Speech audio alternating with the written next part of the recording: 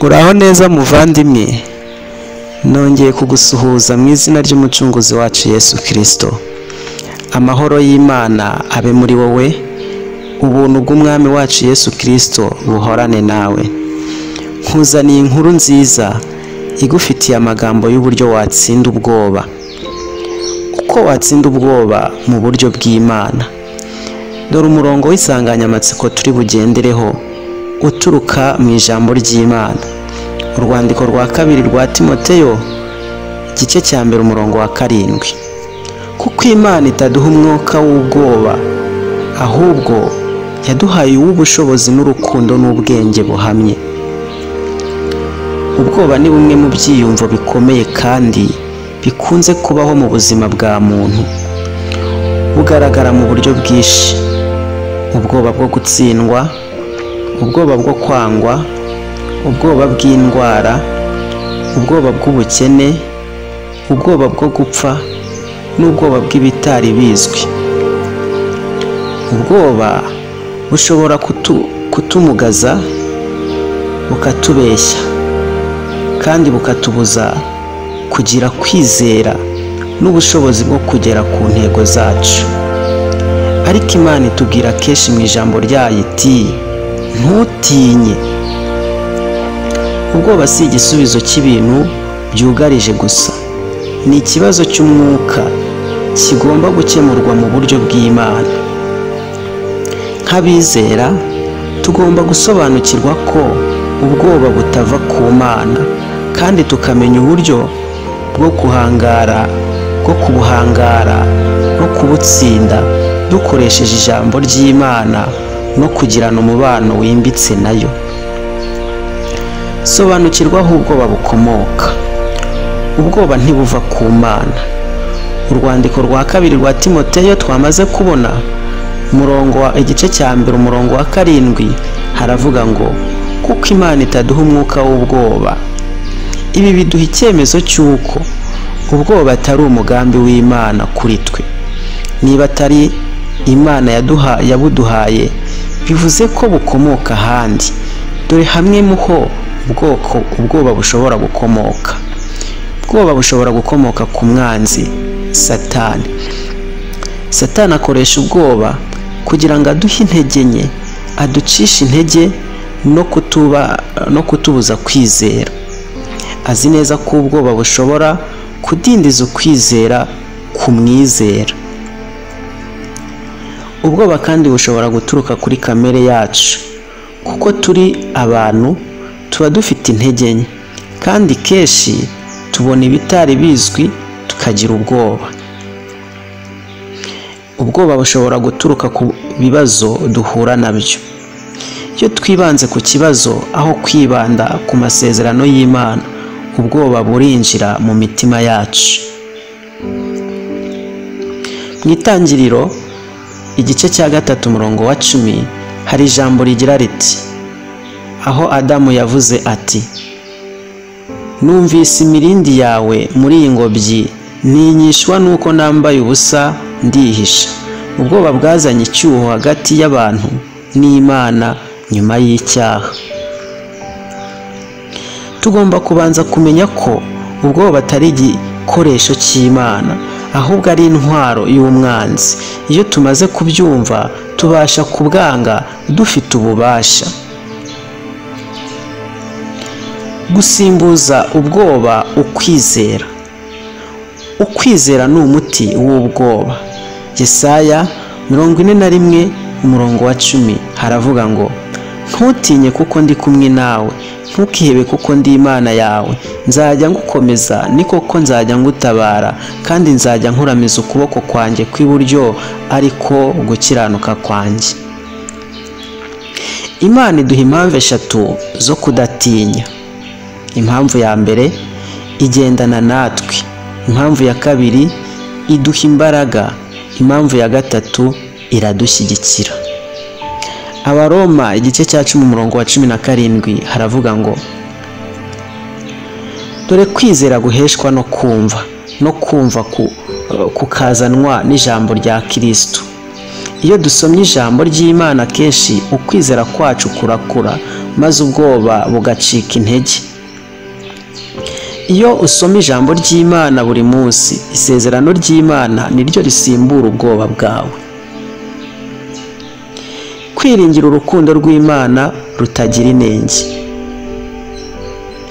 Yohana, urwandiko rwa mbere rwa Yohana igice cya 4 umurongo wa 18 haravuga ngo, mu rukundo ntiharimo ubwoba rwose, ahubwo urukundo rutunganijwe rwose rumara ubwoba.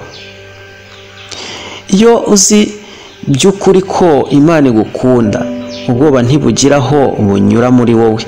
Ubwoba bushingira kenshi ku gushidikanya ku rukundo rw'Imana nuko idukunda. Dore ibyo urukundo rw'Imana rukora muri twe: rutanga umutekano, kumenya ko turi mu biganza by'Imana; rutanga umwirondoro, turi abana bayo; rutanga icyizere ko nta cyatugirira nabi. Yesaya 5:4-17. Abaroma 8:3-8-9 haratubwira ko nta kintu na kimwe gishobora kudutandukanya n'urukundo rw'Imana, n'ubwoba ntibubishobora. Icyizere mu rukundo rw'Imana cyica ibinyoma by'ubwoba. Vuga ijambo ry'Imana ku bwoba igihe wumva ufite ubwoba. Imigani 18:21 haravuga ngo, urupfu n'ubugingo biri mu bushobozi bw'ururimi. Ibyo tuvuga bigira ingaruka ku bitekerezo byacu no ku buzima bwacu. Yesu yakoresheje ijambo ry'Imana ubwo yarimo ageragezwa mu butayu. Natwe tugomba kuvuga ukuri kw'Imana mu gihe ubwoba butugeraho. Dore imirongo ukwiriye kuvuga ukanayifata mu mutwe. Zaburi 23 umurongo wa 4 haravuga hati, nubwo nanyura mu gikombe cy'igicucu cy'urupfu, sinzatinya ikibi na kimwe. Yosuwa igice cya 1 umurongo wa 9 haragira hati, komera ushikame ntutinye. Zaburi 27 umurongo wa 1 haragira hati, Uwiteka niwe mucyo wanjye n'agakiza kanjye, nzatinya nde? Wiga imirongo yo muri Bibiliya uyivugira igihe cyose ubwoba bukuzaho. Wibutse ubugingo bwawe ibyo Imana ivuga.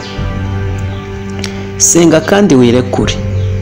Abafilipi igice cya 4 umurongo wa 6 n'uwa 7 haravuga ngo, ntimukagire icyo mwiganyira, ahubwo ibyo mushaka byose bimenywe n'Imana, musenga kandi mushima. Isengesho si ugusaba gusa, ahubwo ni ukureka ibintu mu biganza by'Imana, ni ugusimbuza ubwoba amahoro. Dore ibyo isengesho rikora: ritumira Imana ngo ibe hagati yacu, rihindura ibitekerezo byacu, tukava ku bwoba tukajya mu kwizera, riduha amahoro asimbura umutima uremerewe. Iyo ubwoba bukomanze, wikiriza usenga. Ushobora guhitamo guhangayika cyangwa kuramya, ariko ntushobora gukora ibyo byombi icyarimwe. Ubwoba ntibugira ijambo rya nyuma ku muntu. Ubwoba bushobora kuza, ariko ntibugomba kugumana nawe. Ntiwavutse ngo ube imbata y'ubwoba, ahubwo uri umwana w'Imana. Abaroma 8:15. Nk'uko Dawidi yahanganye na Goliyati, Daniyeli mu rwobo rw'intare, na Yesu mu busitani bwa Getsimani, ukwizera kwatsinze ubwoba igihe cyose. Tangaza ibi buri munsi: sinzatinya kuko Imana iri kumwe nanjye. Ngenda afite ubushobozi, urukundo n'ubwenge buhamye. Nduwahawe ubutsinzi bw'ubwoba bwose binyuze muri Kristo Yesu. siga ubwoba bwawe imbere y'Imana mu isengesho uyu munsi. Jya utekereza kandi wige ku mirongo yo muri Bibiliya ihangana n'ubwoba buri munsi. Baho buri munsi mu kwizera, umenye ko Imana iri kumwe nawe. Ubwoba bushobora kuza, ariko kwizera niko kubutsinda. Data, mu izina rya Yesu turagushimiye kuri kumwe natwe. Uyu munsi twize ijambo ritwereka ko dukwiriye gutsinda ubwoba. Bana n'abantu b'abanyabwoba, ubahe kukumenya, ubahe kukwizera, kuko kwizera ariko gutanga ubutsinzi bw'ubwoba. Turabigushimiye. Bana natwe mu buryo bwose ndetse n'igihe cyose. Ijambo ryawe rigwirire muri twe, ribe ryinshi kandi rishinga imizi. Turagushimiye ni mu izina rya Yesu, amen. Ndabibutsa gukora subscribe, komentinga, gusharinga no kulayikinga, kugira ngo ubu butumwa bubashe kugera kuri benshi, bamenye uburyo bakwiriye guhangana n'ubwoba. Naho ubutaha, Imana y'amahoro ibarinde. Turi kumwe mu izina rya Yesu, amen.